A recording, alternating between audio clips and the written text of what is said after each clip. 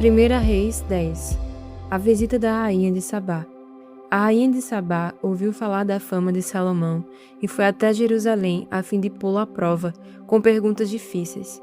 Ela chegou com um grande grupo de servidores e também com camelos carregados de especiarias, pedras preciosas e uma grande quantidade de ouro. Quando se encontrou com Salomão, ela lhe fez todas as perguntas que pôde imaginar. Ele respondeu a todas, não houve nenhuma que fosse difícil demais para ele responder. A rainha de Sabá ouviu a sabedoria de Salomão e viu o palácio que ele havia construído. Ela viu a comida que era servida na mesa dele, viu os apartamentos dos seus altos funcionários, a organização do pessoal que trabalhava no palácio e os uniformes que eles usavam. Viu os empregados que o serviam nas festas e os sacrifícios que ele oferecia no templo. Isso tudo a deixou de boca aberta e muito admirada. Então ela disse ao rei Salomão: tudo aquilo que eu ouvi do meu país a respeito de você e da sua sabedoria é, de fato, verdade. Porém, eu não pude acreditar até que vim e vi com os meus próprios olhos. Acontece que não tinham me contado nem a metade. A sua sabedoria e a sua riqueza são muito maiores do que eu ouvi dizer. Como são felizes as suas esposas, que sorte têm os seus servidores que estão sempre ao seu lado e têm o privilégio de ouvir os seus sábios provérbios. Bendito seja o Senhor, seu Deus, que ficou tão contente com você, que o tornou rei de Israel. O amor dele por Israel é eterno. Por isso, ele o tornou rei de Israel, para que você possa manter a lei e a justiça. Ela entregou ao rei os presentes que havia trazido, mais de 4.000 quilos de ouro e uma grande quantidade de especiarias e pedras preciosas. Nunca mais viu uma quantidade tão grande de especiarias, como a que a rainha de Sabá deu a Salomão. Os navios de Irão, que haviam trazido ouro da terra de Ofir, também trouxeram de lá uma grande quantidade de madeira de sândalo e pedras preciosas. Salomão usou a madeira para fazer corrimãos para o templo e para o palácio e também fez harpas e liras para os músicos. Foi a primeira vez que se viu essa madeira em Israel e até hoje nunca mais se viu ali madeira igual àquela. O rei Salomão deu à rainha de Sabá tudo o que ela quis e pediu, além de todos os outros presentes de costume. Então a rainha e os seus servidores voltaram para Sabá, a sua terra. As riquezas de Salomão. Todos os anos, o rei Salomão recebia mais ou menos 23.000 quilos de ouro, além dos impostos pagos pelos comerciantes, dos lucros do comércio e dos impostos pagos pelos reis árabes e pelos administradores dos vários distritos do país. Salomão fez 200 grandes escudos e mandou folhear, cada um com quase 7 quilos de ouro. Também fez 300 escudos menores e folheou cada um com quase 2 quilos de ouro. Ele mandou colocar todos esses escudos no salão da floresta do Líbano. Salomão também mandou fazer um grande trono revestido de marfim e ouro puro. O trono tinha 6 degraus, com a figura de um leão nas pontas de cada degrau. Isto é, havia 12 leões ao todo. Atrás do trono havia uma figura de cabeça de touro e no lado de cada um dos 2 braços do trono havia a figura de um leão. Nunca havia existido em outro reino um trono como esse. Todas as taças que o rei Salomão usava para beber eram de ouro, e todos os objetos do salão da floresta do Líbano eram de ouro puro. Não se usou prata porque no tempo de Salomão, esse metal era considerado sem valor. Salomão tinha uma frota de navios que viajava junto com a frota de Irão. Cada 3 anos, a sua frota voltava trazendo ouro, prata, marfim, macacos e micos. O rei Salomão era mais rico e mais sábio do que qualquer outro rei, e pessoas do mundo inteiro queriam ir ouvir a sabedoria que Deus lhe tinha dado. Todos aqueles que chegavam traziam um presente para ele, objetos de prata e de ouro, roupas, armas, especiarias, cavalos e mulas. E foi assim, ano após ano. Salomão juntou 1.400 carros de guerra e 12.000 cavalos de cavalaria. Espalhou uma parte deles por várias cidades e deixou o resto em Jerusalém. Em Jerusalém, durante o seu reinado, a prata era tão comum como as pedras, e havia tantos cedros como as figueiras bravas que existem nas planícies de Judá. Os agentes do rei controlavam a importação dos cavalos de Musri e da Cilícia, e a importação de carros de guerra do Egito. Esses agentes forneciam cavalos e carros de guerra para os reis heteus e sírios, vendendo cada carro por 600 barras de prata e cada cavalo por 150 barras de prata. Oséias 12. Efraim apacenta o vento e persegue o vento leste o dia inteiro.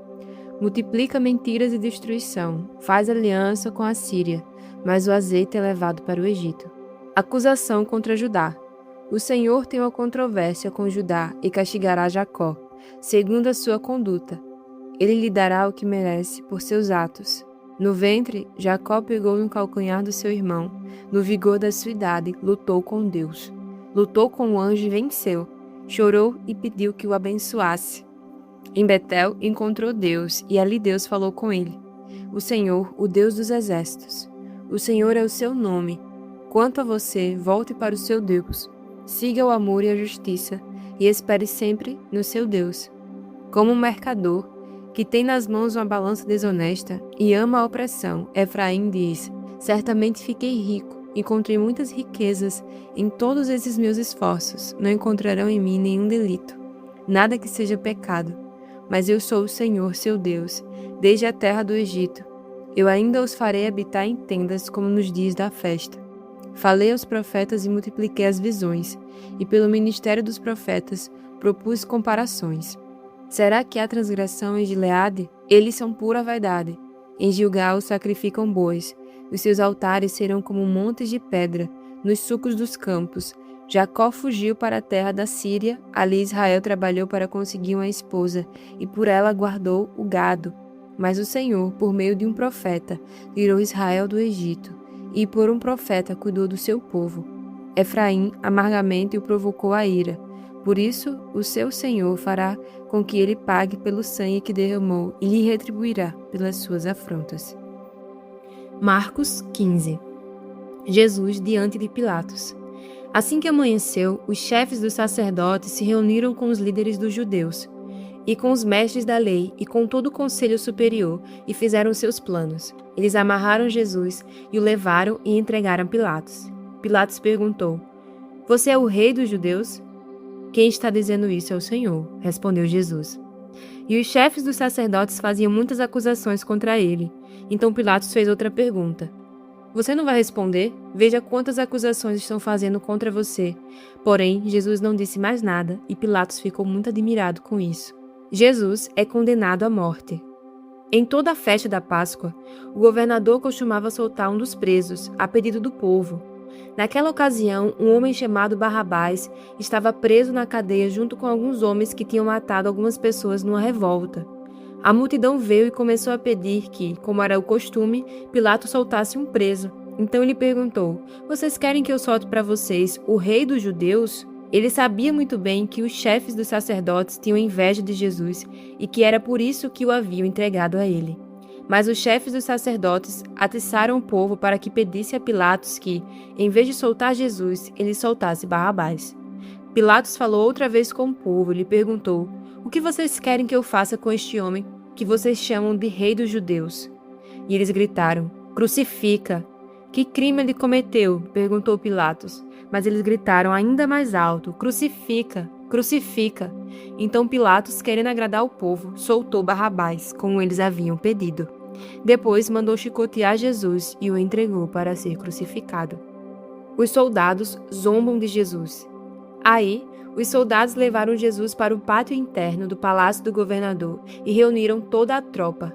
Depois, vestiram em Jesus uma capa vermelha e puseram na cabeça dele uma coroa feita de ramos cheios de espinhos. E começaram a saudá-los, dizendo: Viva o rei dos judeus! Batiam na cabeça dele com um bastão, cuspiam nele e se ajoelhavam, fingindo que o estavam adorando. Depois de terem caçoado dele, tiraram a capa vermelha e o vestiram com as suas próprias roupas. Em seguida, o levaram para fora, a fim de o crucificarem.